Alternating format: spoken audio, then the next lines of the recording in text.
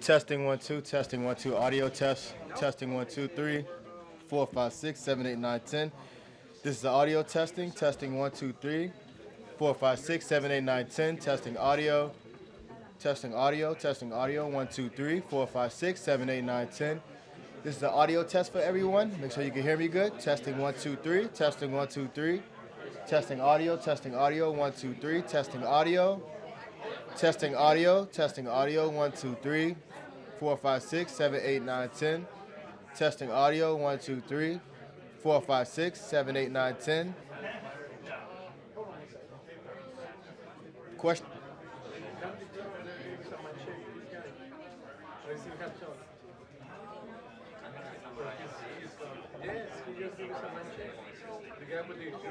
Hey, tell him to sign it straight. Tell him to fix that sign. The sign is straight. You got to take the mistake out. Should I ask you one more mic check? Do me a favor, can we have one more mic check? We have some other positions. Thank you, but thank you. It's gonna be Audio testing. 1 2 3. Testing, testing, testing, testing. 1 2 3. Testing audio. Testing audio. Testing audio. Keep it up. Keep it up. Testing audio. Testing audio. Testing audio. Testing audio. 1 2 3 for press. Testing audio for press. Give me a thumbs up when everybody's good. Testing audio. Let me see the thumbs up. Thumbs up. Any thumbs up? 1 2 3 4 5 6 7 8 9 10. Testing audio. 1 2 3 4 5 6 7 8 9 10. Audio test. No problem. Cool. No problem.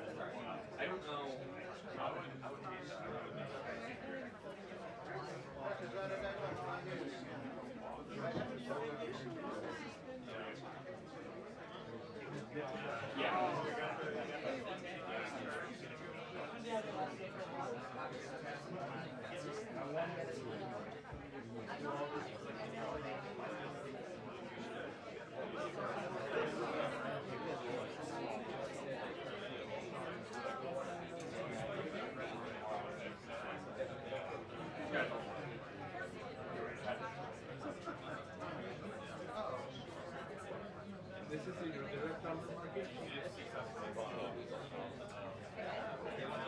No. I don't have the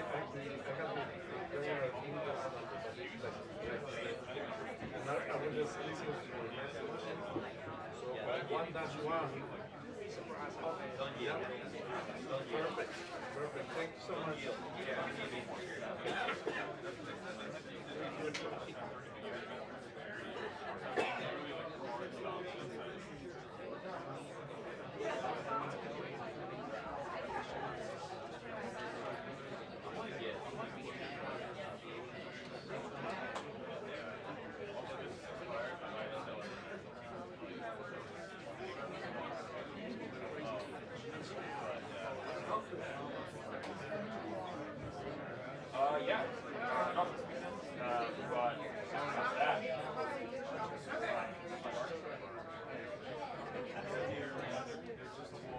I know, I don't get it. Yeah, let me know. Well, so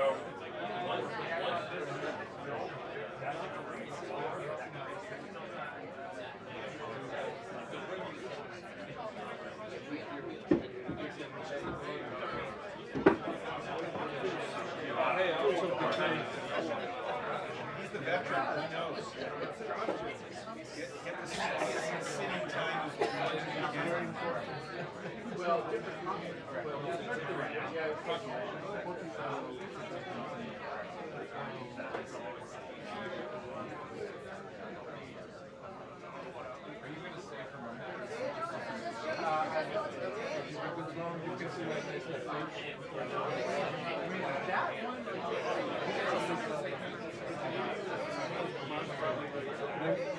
don't forget out there.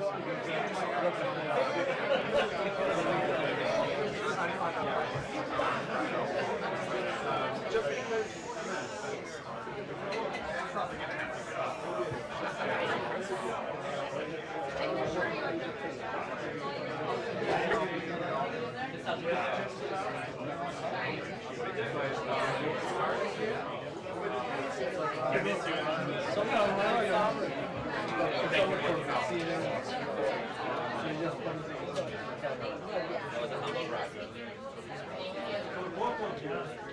It's Jay's guy, Jay Marmasa.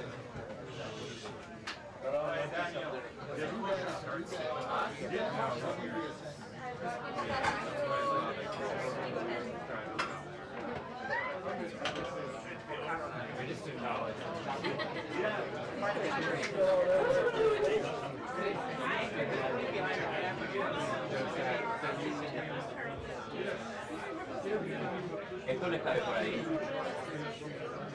¿Lo voy a dejar ahí? ¿Sabes qué? Ponla abajo del asiento. Sí. Ahí. No, ahí está, ahí está.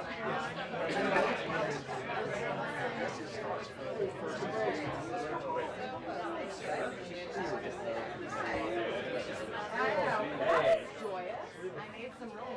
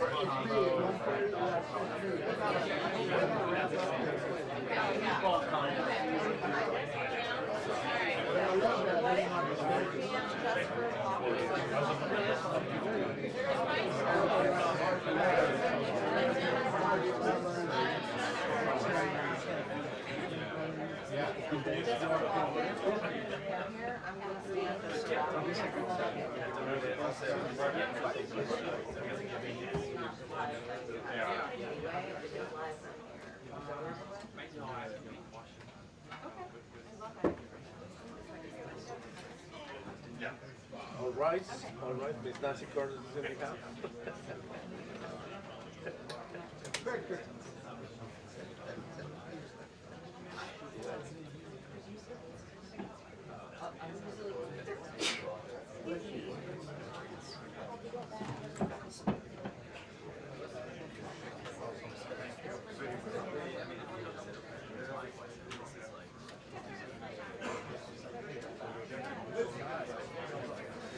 Should have come back there.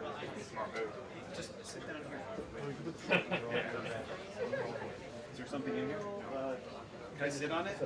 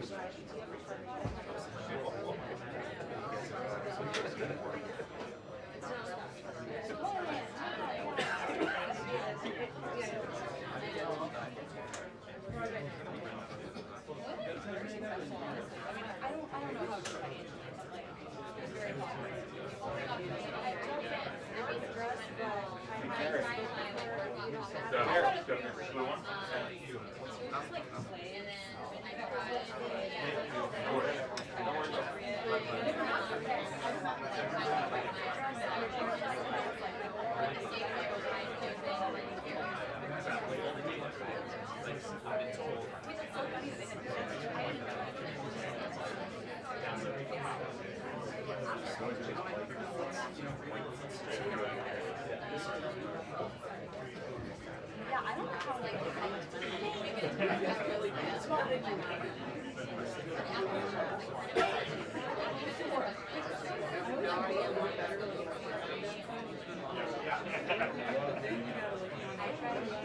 Is it bad? Didn't work? Okay.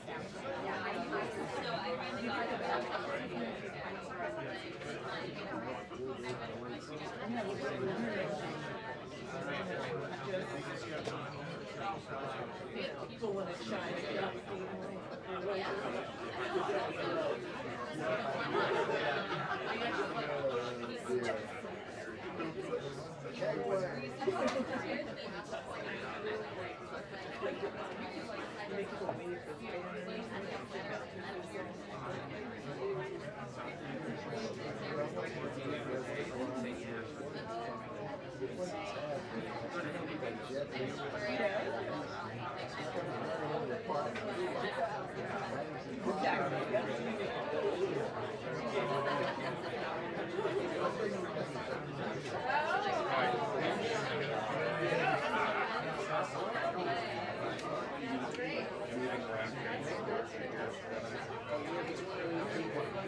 Yeah.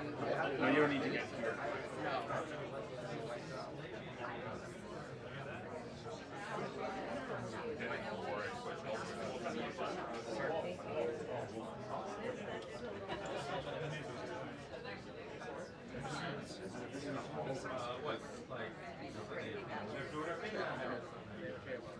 All I would say is this.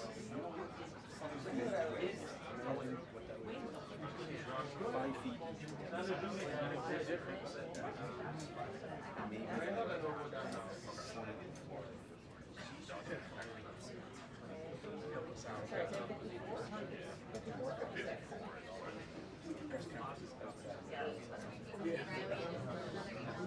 Out in the rain. Out in the rain, yeah. A whole bunch of holes in the window.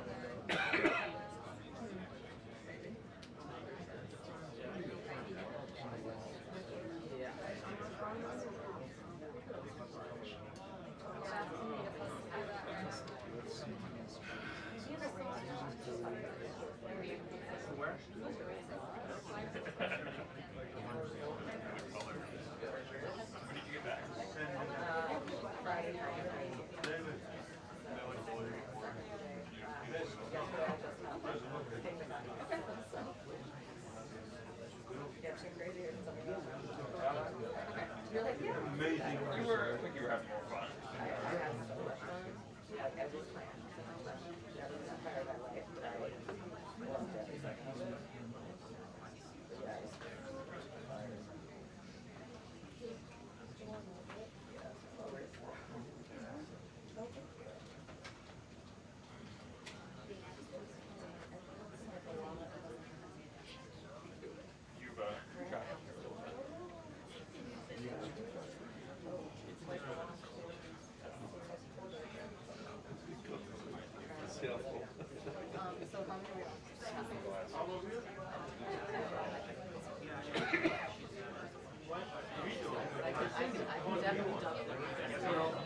Once I get this, I'm going to be bringing it over to everyone, especially the Q&A. So,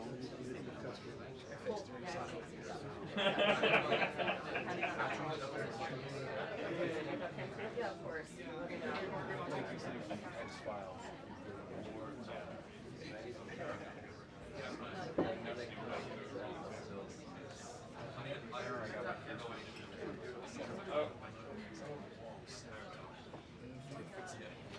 Right.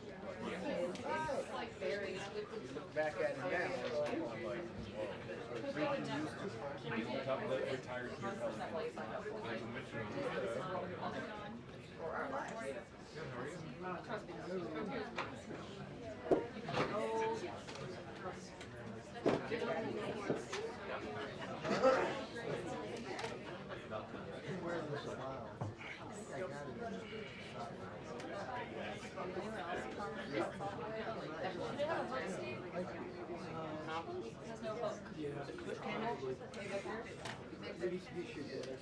Oh, okay, great. The only person that touches us up is you. He's taller than me. Never gets old. Hey, he's got good job security. He is good. He's good. Hey, Steve. Yeah, because I don't know if I can get a shot. Under Q&A. I'll try. Yeah, okay. It's so packed, like they need, this room needs to be bigger. Hopefully I can. She's gonna get it. Yeah, you guys just like, I'll keep an eye on you if I'm an issue at all, so. Hopefully I can sit and be fine once I do something. Maybe. You're right, though, the way behind that, I'll find you a little better, figure it out. I mean, if you want, I'll put your tool in.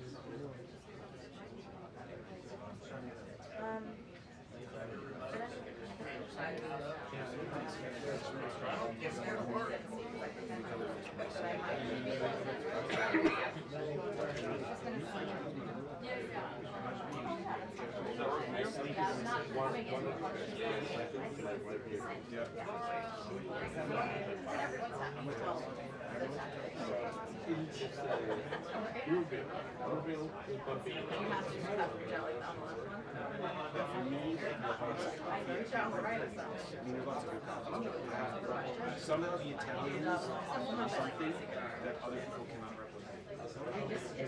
Yeah. Put that in frame. So many pictures. You can get, like, if you buy one pack at Giant, you can get $6.50 pack. If you buy like a box of 20, oh, no, they're really cheap. It's a box. Yeah, it's like, because it's a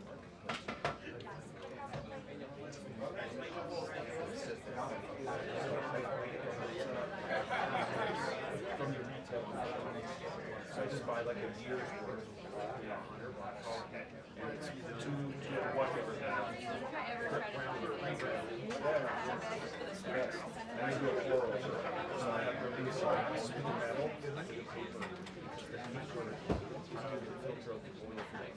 That's why, so I think with the espresso machine, I use that every day. You can make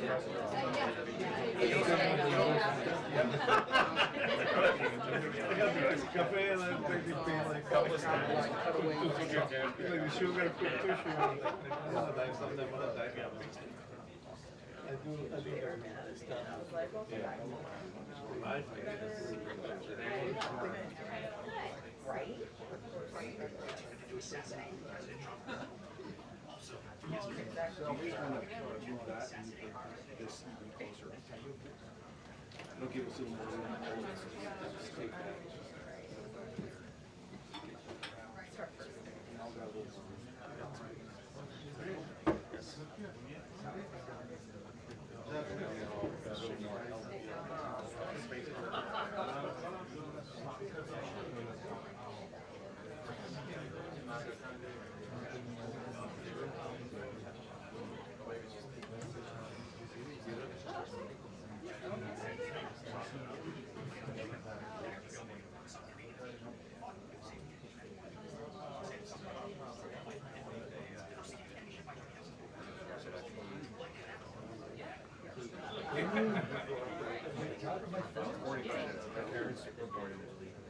those three rooms.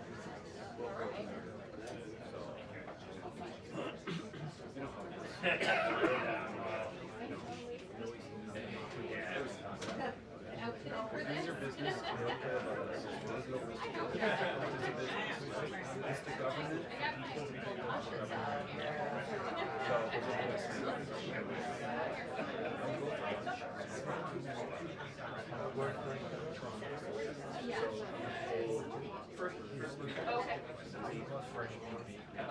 All my friends are like the organization.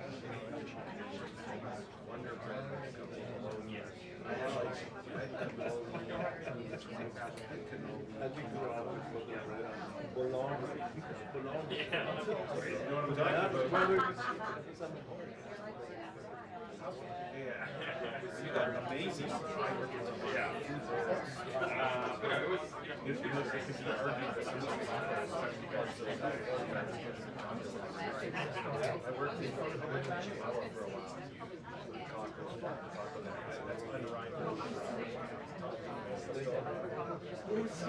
Yeah.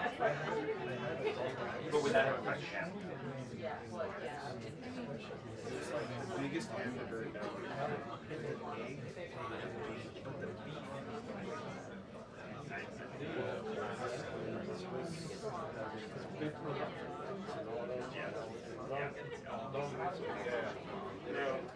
Yeah, I mean, I had food there.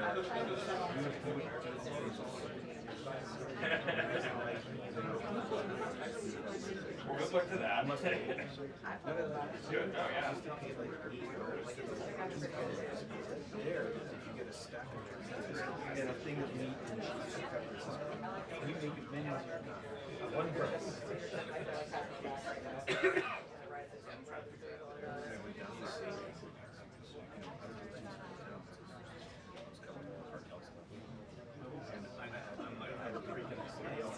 One small lens in the camera.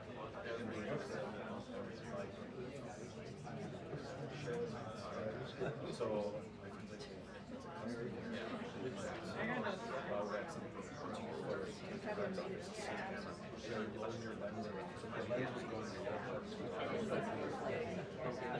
I was like a community collaboration.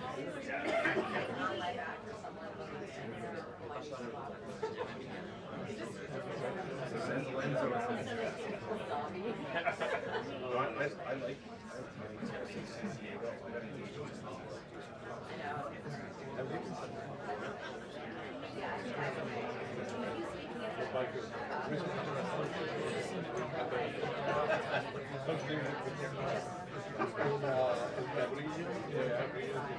yeah.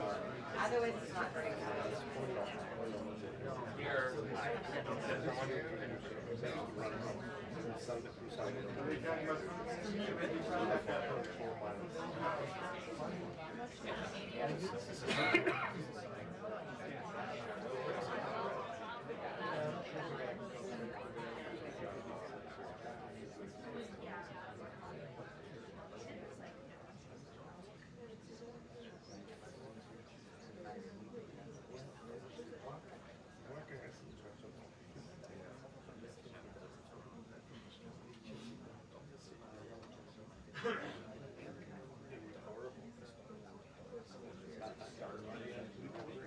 But they never use it again, right?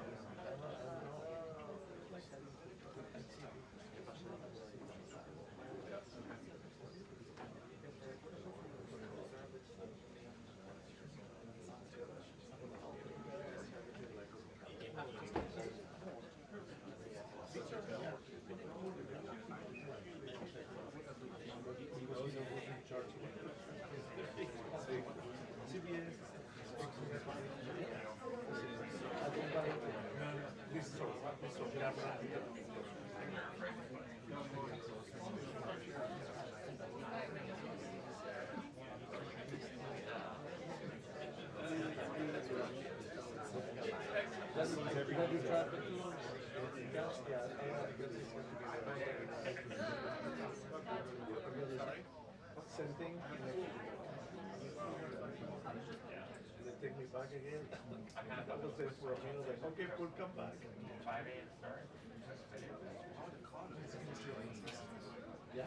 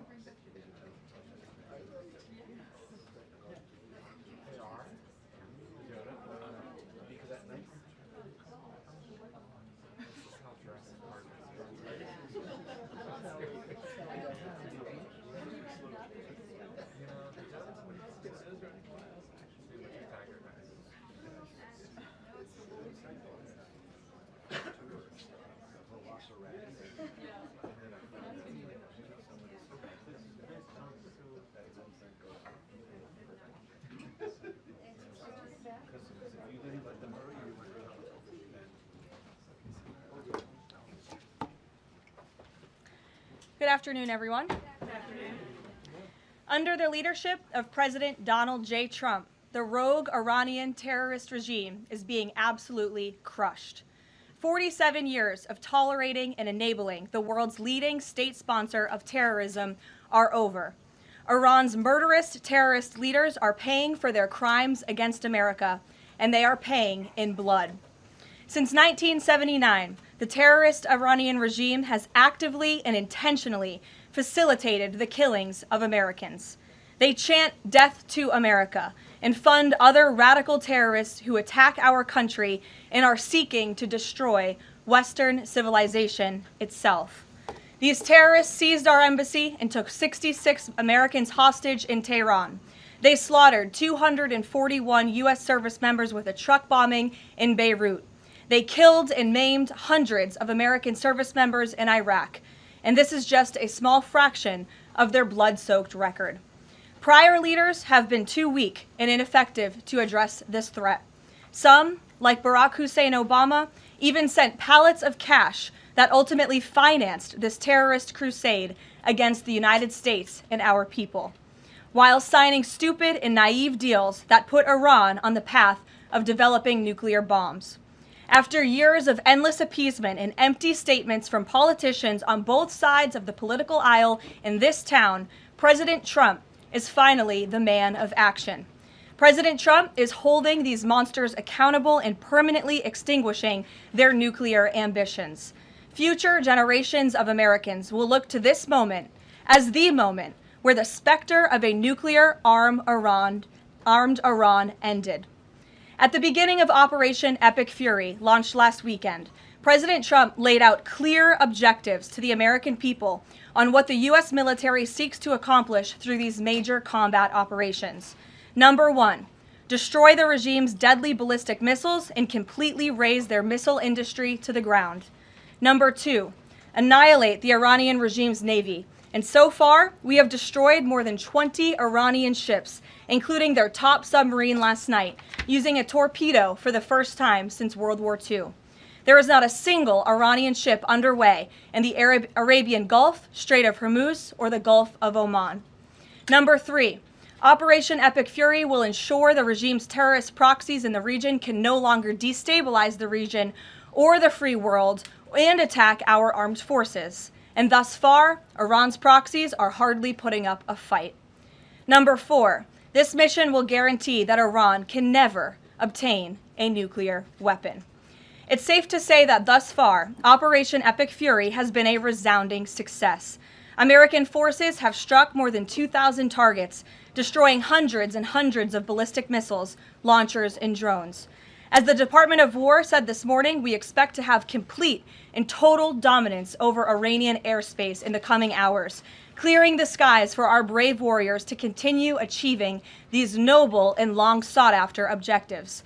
There's been a lot of misreporting and intellectual dishonesty from the American media on why President Trump decided to launch this operation. So let me remind you, Operation Midnight Hammer, which took place last June, obliterated Iran's 3 major nuclear sites. Yet the terrorist Iranian regime has remained fully committed to rebuilding its nuclear program. How do we know this? Because Iran has pursued this path of war and violence despite President Trump dispatching 2 of his top and most trusted negotiators to engage in exhaustive and good faith negotiations to try and reach a deal. And the world knows this president's preference is always peace and diplomacy first. Look no further than the 8 additional global conflicts he has ended in the past year as proof. Unfortunately, the terrorist Iranian regime refused to negotiate in good faith. They chose this path of violence and destruction, and they are reaping the consequences of their horrible decision. The regime did what they always have done. They lied, they delayed, they tried to string the United States of America along. They wanted to buy themselves time to continue building ballistic missiles and other deadly weaponry that could harm our U.S. personnel and troops in the region, and to continue aggressively pursuing their unacceptable nuclear ambitions. U.S. negotiators offered to lift crippling sanctions on Iran and even provide nuclear fuel to Iran at no cost to support a civil nuclear power program. They additionally had the opportunity to accept U.S. support as an investor in potential projects to develop peaceful nuclear energy together under a mutually agreed upon framework. Yet in response, Iran would have to forfeit their enrichment capacity once and for all. But Iran rejected. They accepted none of these generous and unprecedented offers by the United States. Simply put, they refused to say yes to peace. And their refusal made clear that their number one priority was building a nuclear weapon with which to threaten the United States of America. Again, the country they have been chanting death to for nearly 5 decades. Let me state this again clearly. Iran rejected the path of peace because the terrorists in charge of this regime wanted to build nuclear weapons to use against Americans and our allies. President Trump made the determination, a courageous determination and decision, that the path the United States was on with Iran had only one outcome: massive death and destruction at the hands of a nuclear-armed terroristic regime. That path of death and destruction and threats against the American people have ended with Operation Epic Fury. Operation Epic Fury has forged a new path that will better ensure the security of the United States and our people. The terrorists made a bet that President Trump would be like many of his predecessors, that he would just talk and he would refuse to enforce his clear red lines. But that has proven to be a catastrophic error in judgment. When President Trump makes a threat, and I have reiterated that threat many times from this podium to all of you over the past year, President Trump does not bluff. The president's words are backed up by the mightiest warriors in the world who possess the most sophisticated capabilities this world has ever known. 49 and counting of the most senior Iranian regime leaders, including the supreme leader, have already been wiped off the face of the earth. Make no mistake, killing these brutal terrorists is good for America and makes the world a much safer place. I want to also extend our prayers and condolences to the families of the 6 U.S. military service members who have been lost in Operation Epic Fury. These heroes represent the very best among us. They laid down their lives in defense of our country, and we will never forget their legacy or their sacrifice. As the president said, we grieve for these American patriots and their families as we continue the righteous mission for which they gave their lives. President Trump intends to attend the dignified transfer of these American heroes to stand in grief alongside their families. I understand the Department of War is working on scheduling this transfer, and we will provide updates at the appropriate time. Finally, the Trump administration is also doing everything within our power to protect Americans in harm's way. Since the launch of Operation Epic Fury, more than 17,500 Americans have safely returned home from the Middle East, with over 8,500 American citizens returning home to the United States just yesterday alone.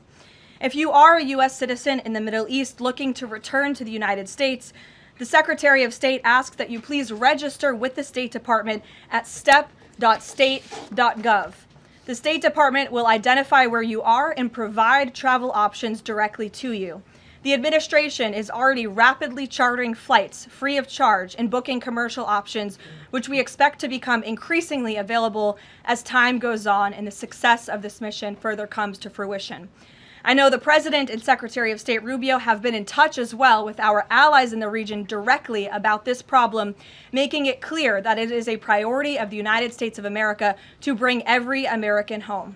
The Trump administration will not rest until every American is home safely and until the terrorist threat from Iran has been completely destroyed. With that, I'll take your questions. Eric, why don't you kick us off today? Thank you for being here. Caroline, thanks so much for having me. It's great to be here. As you mentioned, Iran's regime, its leadership has largely been decimated. Do we have a sense right now of who is actually calling the shots in Iran? And we're also hearing reports that the Supreme Leader's son may be named his successor. Do you have any more information about that? I just had a quick follow-up as well. Sure. We've seen those reports as well, of course, and this is something that our intelligence agencies are closely monitoring and looking at. The truth is, we'll have to wait and see. The president has said repeatedly that the objectives of Operation Epic Fury are the 4 military objectives that I laid out for you previously: to destroy Iran's navy, to destroy their ballistic missile capacity, to ensure their proxies in the region can no longer harm Americans, and to also ensure that they can never obtain a nuclear weapon. As for what comes next for Iran, the president has said, of course, it's a good thing for the United States to want freedom for the Iranian people, and ultimately we hope that freedom rests in their hands. Caroline, we see the Arab and Muslim nations coming under fire as well. President Trump's vision for the region has been to bring the Arab and Muslim nations to the table together, Abraham Accords, obviously, with Israel. If this regime topples, could we see a new day in the region and really a new Middle East come out of this when the dust settles? Well, the greatest deterrent to true and long-lasting peace in the Middle East has always been the rogue Iranian terrorist regime. And our Arab and Gulf partners in the nation admit that, as well as, of course, our close friend and ally Israel. We have seen all of the Arab partners in the region come together during this time on the phone with President Trump, many of them commending him for this bold and brave action to protect American troops and our bases in the region that are housed in many of these Arab and Gulf states. And I know that many of these regional partners are contributing their air defense capabilities as well: Jordan, Bahrain, Saudi Arabia, the UAE, Qatar, Kuwait, and the president continues to be engaged with all of them. Welcome. Garrett. Also have 2, if you'll humor me. Axios, I think, was the first to report this morning this phone call between the president and Prime Minister Netanyahu. saying that Netanyahu had given the U.S. this information about where the Ayatollah would be and that he'd be with these deputies on Saturday. How important was that information in the president making the decision to strike where and when he did? I think it was important with respect to the timeline, but I think the president, prior to that phone call, had a good feeling that the Iranian regime was going to strike the United States assets and our personnel in the region. And the president was faced with a choice.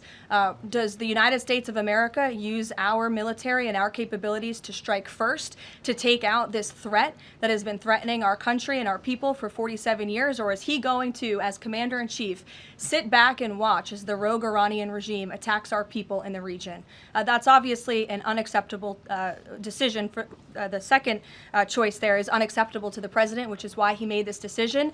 As for where the Ayatollah was going to be, that obviously had an impact on the timeline of the operation, but not quite the president's decision in its entirety. And then on the way the public is viewing this, we were sitting here last week, I asked you if the president was going to make this a big part of the State of the Union, if he felt like he had to sell the possibility that he'd do strikes like this.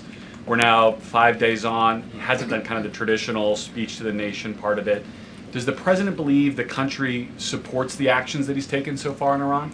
I think he does, and I think the president knows the country is smart enough to read past many of the fake news headlines produced by people in this room that this action was unjustifiable. Again, this is a rogue terrorist regime that has been threatening the United States, our allies, and our people for 47 years. And the American people are smart enough to know that. And they've also been smart enough to listen to the president himself, not just over the past year in this second term, but during his first term as president, and also for the past 40 years of his life. This is a president who has been remarkably consistent on this issue, that Iran can never obtain a nuclear weapon. And the president tried peace through diplomacy, exhaustively and extensively. He and his team gave it their best go, and the president ultimately came to the determination that peace was not a pursuable path. The Iranian regime, they want death, they want destruction, they want to kill Americans, and that's unacceptable to this president. It's intolerable to him as commander-in-chief. Jackie. Thank you, Caroline. Obviously seen the update from the State Department on the 17,500 Americans that have already come back, including some 8,000 just yesterday. There are still 6,000 that are looking to get out, as I understand it. And just in the context of what you just told Garrett about the president's decision on a timeline, if he had decided to do this strike before receiving, the specific intelligence about the meeting on Saturday, should there have been more done in advance of the strikes to try to get those Americans in the region resources and information to get home before day 3 of the war? There was many signs put out by the State Department, and I wish that everyone in this room would report on them. The Secretary of State issued level 4 travel advisories dating back to January for many of these countries in the region. On January 14th, the U.S. mission to Saudi Arabia advised personnel and Americans to exercise increased caution and limit non-essential travel to any military installations. On February 11th, the U.S. Department of State Consular Affairs shared a list of countries with level 4 do not travel advisories. You can't be much more clear than that. Do not travel to these following countries. On February 23rd, the U.S. Embassy in Lebanon ordered non-emergency government personnel and family members to leave Lebanon due to safety risks, and we helped them do that. On March 2nd, the State Department urged U.S. citizens to depart Lebanon immediately.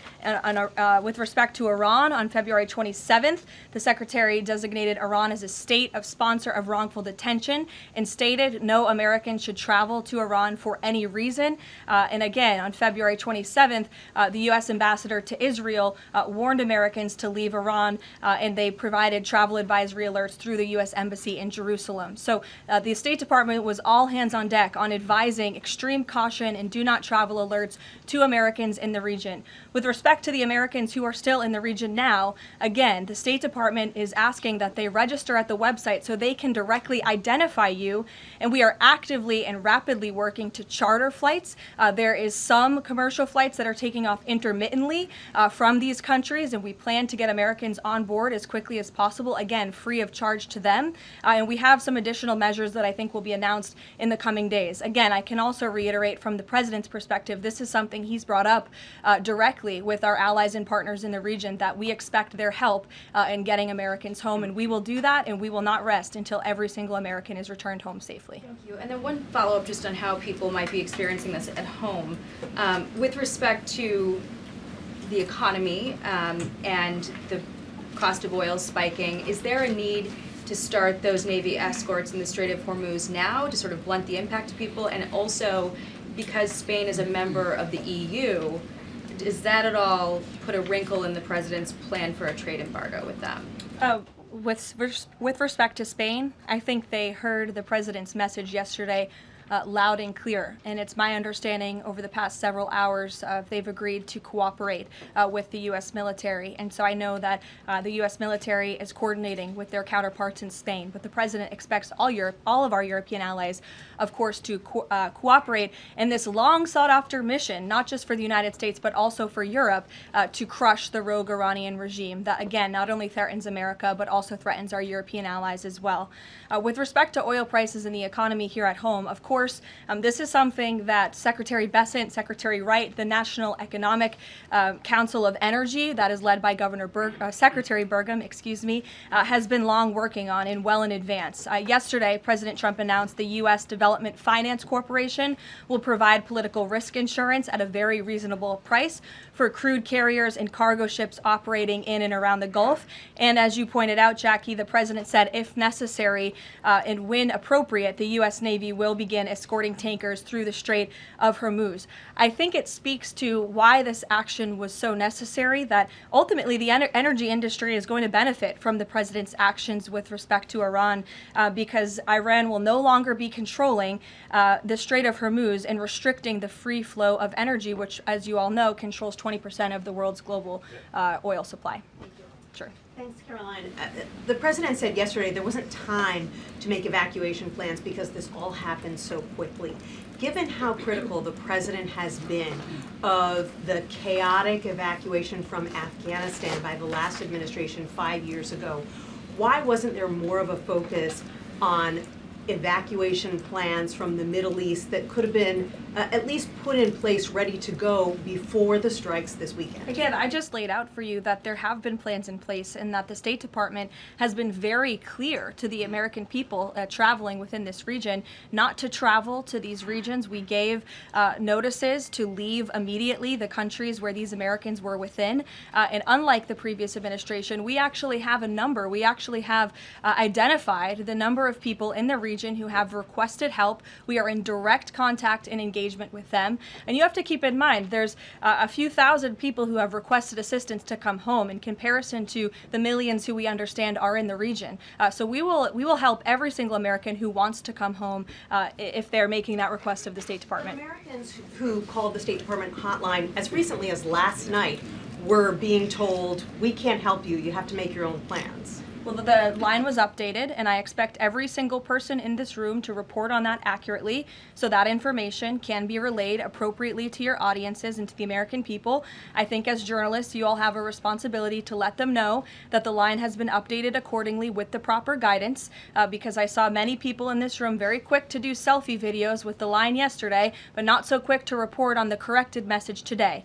So that is something the administration quickly worked to address, and we have fixed that problem. However, we're also pointing to people to the website, again, to register so that we know exactly where you are. So when there are commercial flights moving into that area, when there are chartered flights moving into that area, we can get Americans on planes as quickly as possible. Do you have any details on how many charter flights have been able to get out of the region so far with Americans on board? I don't have an exact count for you, but I know that we're working on chartering many flights. As soon as we were doing it yesterday, we're doing it again today. And you should not expect us to detail exactly when these flights are taking off for obvious reasons. The Iranians have shown that they are not going to hesitate to target civilians in the region, which is completely intolerable. But for safety and security reasons, we're not going to be broadcasting when flights full of Americans are going to be taking off, obviously. Danny. At the top there, you said that the Iranian regime is being absolutely crushed.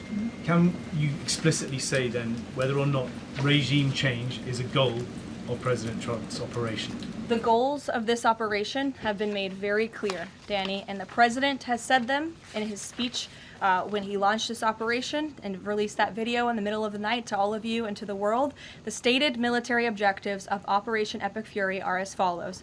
eliminate Iran's ballistic missile threat, destroy their naval capability, disrupt missile and drone production infrastructure, sever their pathway, and end their pathway to nuclear weapons. And I can report, as you all saw from the Pentagon today, that thus far this operation has been remarkably successful. Again, we're moving towards complete and total control of Iranian airspace. We have continuous 24/7 strike operations ongoing. We've had more than 2,000 targets that have been struck, nearly 2,000 munitions have been employed. The first 24 hours of this campaign were described nearly as twice the scale of the 2003 shock and awe campaign. And we've seen that the enemy, the Iranian rogue regime, their retaliatory strikes against the United States and the threat reduction has reduced significantly. If you look at the Iranian ballistic missile launches, they're down 86% from day one levels. So while the United States military continues to increase its complete dominance over this rogue regime, they are weakening day by day. Regime change is not a phrase that you would want to use. Again, Operation Epic Fury, I just detailed the goals and objectives of this very quickly. But obviously, as the president has said numerous times, do we want to see Iran being led by a rogue terrorist regime? No, of course not. So any day the United States of America is taking out a terrorist is a good day for our country and a good day for our people. Given that point that you just make about the United States wouldn't mind seeing the government overthrown, certainly President Trump has talked about wanting to see Iranians overthrow the government. Has the president considered at all kind of how he views a U.S. role, if any, in Iran post-conflict? I think it's something the president is actively considering and discussing with his advisors and his national security team. But again, right now, the focus, minute by minute, hour by hour, day by day, is on ensuring the quick and effective success of Operation Epic Fury. Sure. Go ahead. I want to ask you about the U.S. munitions stockpile. I don't even know who's speaking because I wasn't looking at you. You can ask a question and then I'll go to you. Caroline, I want to ask you about the U.S. munitions stockpile. President Trump posted on Truth Social on Monday that the U.S. still has a good supply of weapons, but that we're not where we need to be. What does he mean by that? And does President Trump then want to ask on Congress to pass a supplemental to increase funding for missile interceptor systems like the ones being used to defend U.S. bases in the Middle East from Iranian missiles? I don't have any updates for you on congressional asks from the president. As you know, under this president, we have significantly increased our defense budget, which is a good thing for the United States, for our national security, and for protecting our homeland. With respect to munitions, ammunition, weapon stockpiles, the United States of America has more than enough capability to not only successfully execute Operation Epic Fury, but to go much further. And we have weapon stockpiles in places that many people in this world don't even know about. However, the president in that post was pointing out that, unfortunately, we had a very stupid and incompetent leader in this White House for 4 years who gave away many of our best weapons for nothing, for free, to another country very far away by the name of Ukraine. So the president was pointing out how that was an unwise decision, but nevertheless, don't doubt the strength and the might of the American military. And I will also add, President Trump has rightfully been calling on defense contractors in this country to rapidly and aggressively produce American-made weapons because they are the best in the world, and the president always likes to get things done as quickly as possible, and so he's been quite vocal in his efforts to try to speed up our defense industry to protect our homeland. Caroline, can you use some... Go ahead. Caroline, could you tell us about the president's current thinking about ground troops and whether they could be used, if they were to be sent into Iran, what would they be used for? What's the situation of that? Well, they're not part of the plan for this operation at this time, but I certainly will never take away military options on behalf of the President of the United States or the Commander-in-Chief, and he wisely does not do the same for himself. I know there's many leaders in the past who like to take options off of the table without having a full understanding of how things could develop. So again, it's not part of the current plan, but I'm not going to remove an option for the president that is on the table. Sean. Did the United States airstrike a girls' elementary school and kill 175 people? Not that we know of, Sean, and the Department of War is investigating this matter, and I would just tell you very strongly, the United States of America does not target civilians, unlike the rogue Iranian regime that targets civilians, that kills children, that has killed thousands of their own people in the past several weeks, and uses propaganda quite effectively, and unfortunately many people in this room have fallen for that propaganda. So So I would caution you from pointing the finger at the United States of America when it comes to targeting civilians, because that's not something that these armed forces do. Reagan. Thanks, Caroline. Prior to the Iran conflict, the SAVE Act was really the focus of the news cycle. Is the SAVE Act still a priority for the administration? Absolutely. Could you just provide an update on the administration's talks with Congress to get the SAVE Act through? SAVE Act is absolutely still a priority for this president and the administration. The focus, of course, of much of the president's time right now is on ensuring the success of Operation Epic Fury, but the president can walk and chew gum at the same time, and he's very much continuing to focus on the issues that matter here at home for the American people, including the passage of the SAVE Act, including on bringing down the cost of living, which is why you'll see the president in about an hour and a half at the Ratepayer Protection Pledge Roundtable, where he will be sitting with big tech companies, with AI companies who are building in communities across the country and have pledged to pick up the cost of the electricity tab in these small towns and communities across the country, which is a great thing for American consumers. So you'll be hearing from the president directly on this very important domestic agenda item later this afternoon, and it's something that he mentioned in his State of the Union address. So check it off the list as another promise made and kept by this president. Sure, go ahead. Thanks, Caroline. I just wanted to get back to Danny's question. So those 4 objectives that you read out do not explicitly include regime change. If those objectives were achieved and the Islamic Republic still existed, would that be an acceptable outcome? It's a hypothetical question that I'm not going to engage in. Again, right now the president and the commander-in-chief are focused on executing the success of Operation Epic Fury, which we are already doing so in a very tremendous and impressionable way. Stephen. Thank you, Caroline. 2 questions. The Trump administration reportedly is considering arming Kurdish forces in the hopes of inspiring a popular uprising in Iran. Could you comment on that report? I can comment on the fact that the president has held many calls with partners, allies, and leaders in the region, in the Middle East. He did speak to Kurdish leaders with respect to our base that we have in northern Iraq. But as for any report suggesting that the president has agreed to any such plan is completely false and should not be written. President Trump was saying yesterday that he is okay with someone from within taking over in Iran. He spoke about how Venezuela he saw as a successful model where Delcy Rodriguez took over and had a better relationship. Iran's President Pezeshkian, he took office in 2024 as a relative reformer. He's part of a 3-man council now replacing the supreme leader. Does President Trump see him as a potential successor who is more pliable? Again, that's another hypothetical, and I haven't spoken to the president about this specific individual, so I don't want to get ahead of him on any assessments that should be made. Thank you. Yesterday, the president acknowledged that oil prices will be a bit high. As for gas prices here in the U.S., what is the admin doing right now to counter that? I mean, should they skyrocket? Is there a plan to help, Americans right now with those higher gas prices? And then a second question. On the rash that was on the president's neck, the White House physician said it was a preventative skin cream that he was using, but why is the president using this cream? What are they trying to prevent with this cream? To your second question, I don't have anything additional to add to the physician statement that we provided to all of you on those questions, but I know the statement said that the redness on the neck will dissipate within the next couple of weeks.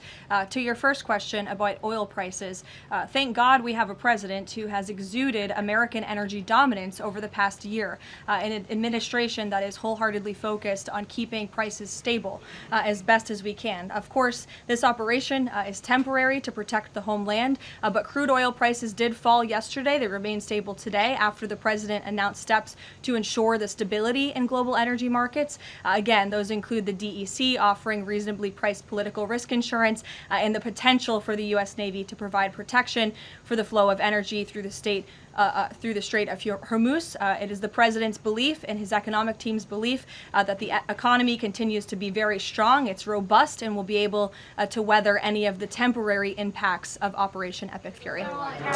John. Thanks a lot, Caroline. Just to follow up to that, the timeline for making the Strait of Hormuz safe for oil tankers to transport their oil through the strait, what is that timeline, and what can the president do to speed up that timeline? I don't want to commit to a timeline, but certainly it's something that is being calculated actively by both the Department of War and the Department of Energy. They're working very closely. Both secretaries are in all of the briefings on this subject with the president, and this is, again, something they're monitoring, and if and when necessary, the United States Navy will provide assistance to escort oil tankers through the strait. Karoline. Sure, in the blue. Thank you, Caroline. You're not in blue, Andrew. Go ahead. Yeah, thank you.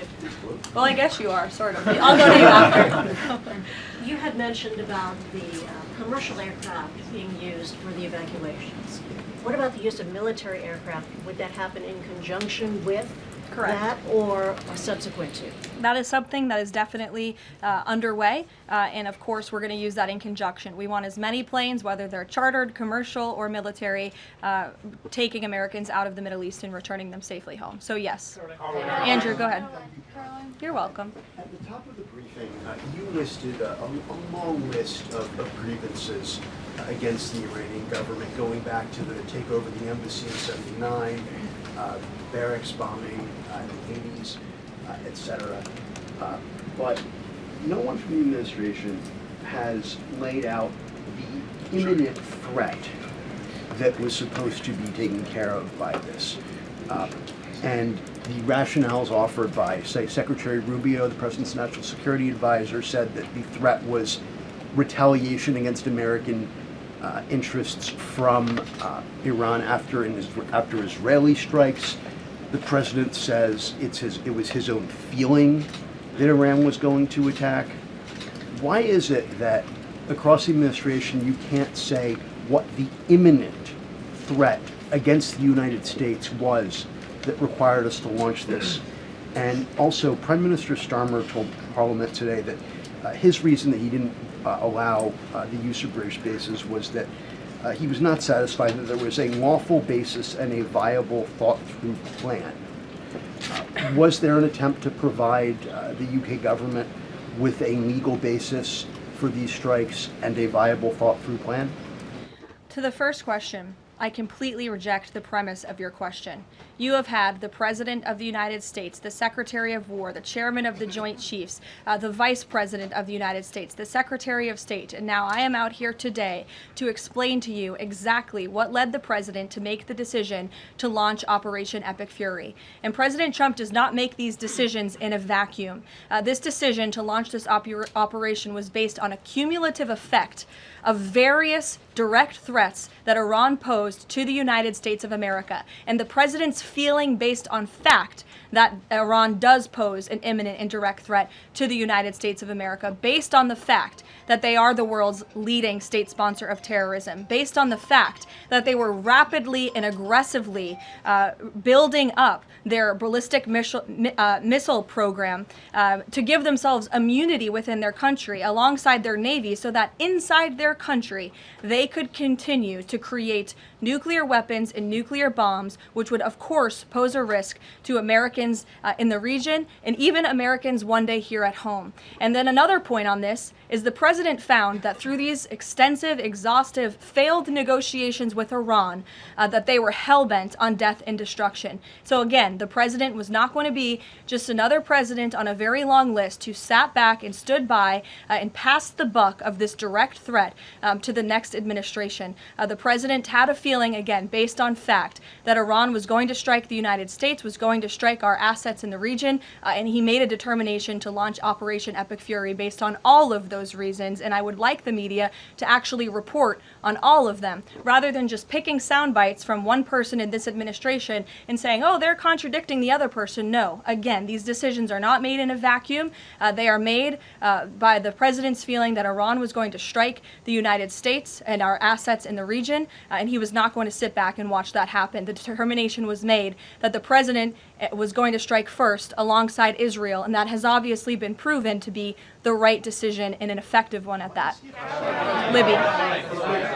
Libby, go ahead. Thank you, Caroline. A two-part question for you here. First, has the President spoken with the family members of those U.S. service members that were killed? Second, given what you've outlined throughout this entire briefing, I mean, the United States has sunk a bunch of Navy ships. We've hit all of these targets. What can Americans expect the goal to be moving forward now that the U.S. has accomplished all of this? What is victory given we've even taken out Iran's supreme leader. That was an explicit goal. Again, victory will be determined by the commander-in-chief once the goals and the objectives that we have repeatedly laid out are fully realized. Again, we just, in the next few hours, will be achieving that dominance over the skies, which means the United States military will be raining missiles and weapons down on Iran to hit these specific targets that have been identified as crucial to take out by the Department of War. Sure, John. Thank you so much, Caroline. Has the U.S. posture changed in regard to a nuclear North Korea, given the latest strikes on Iran and the fact that the stated goal is to make sure that Iran is not a nuclear country? I don't have any change in position with respect to North Korea today. Thank you. A quick follow-up. There's been reports that Ali Khamenei's son has been elected as the next supreme leader. Does the administration think that he is a part of the same regime as his father? Would they like people in the country to rise up and get him out of power? There's reports he's been elected or that he's assuming to be elected. One of the likely options. Pardon me, what was that? That he's one of the likely options or that he has been elected. Okay, so we'll wait to confirm until someone actually is elected. Caitlin. You just mentioned that the president is going to attend the dignified transfer for these families. Given what Secretary Hegseth said this morning, is it the position of this administration that the press should not prominently cover the deaths of U.S. service members? No, it's the position of this administration that the press in this room and the press across the country should accurately report on the success of Operation Epic Fury and the damage it is doing to the rogue Iranian regime that has threatened the lives of every single American in this room. If the Iranian regime had their choice, they would kill every single person in this room. And so we can all be very grateful that we have an administration and that we have men and women in our armed forces who are willing to sacrifice their own lives for the rest of us in this room and for every American across the country and for every troop that is based in the Middle East. That's what these... Secretary Hegseth was complaining that it was front page news about these 6 service members who were killed. That's not what the Secretary said, Caitlin, and that's not what the Secretary meant, and you know it. You know you are being disingenuous. There is not...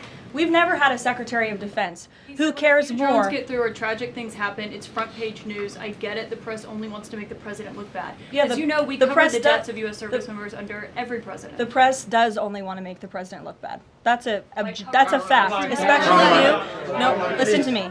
Especially you and especially CNN. And the Secretary of Defense cares deeply about our war fighters and our men and women in uniform. He travels all across this country to meet with them, to connect with them, and your network has hardly ever probably reported on that. You also had the chairman of the Joint Chiefs, Chairman Kane, who's a brave patriot, standing alongside the Secretary at the Pentagon this morning, again expressing his condolences to these families. And I just told you that the President of the United States will be attending their dignified transfer. So please, That's not making the president look bad. That's showcasing that. And we expect you to cover that as you should. We expect you to cover that as you should, Caitlin. But you and your network know that you take every single thing this administration says and tries to use it to make the president look bad.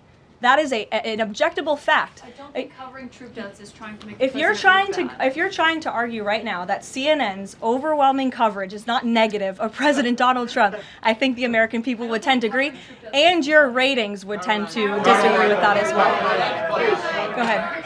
Thank you so much. On the school Sure. strike, back to that for a minute. I understand that the U.S. does not target civilian infrastructure. That's what you said.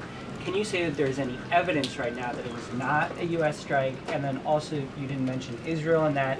Is there any assessment about Israel's potential likely role in that, if at all? Again, the Department of War is currently investigating this matter, but again, I will reaffirm that the Department of War and the United States Armed Forces do not target civilians, as does the Iranian regime, who kill and execute their own people. Christian.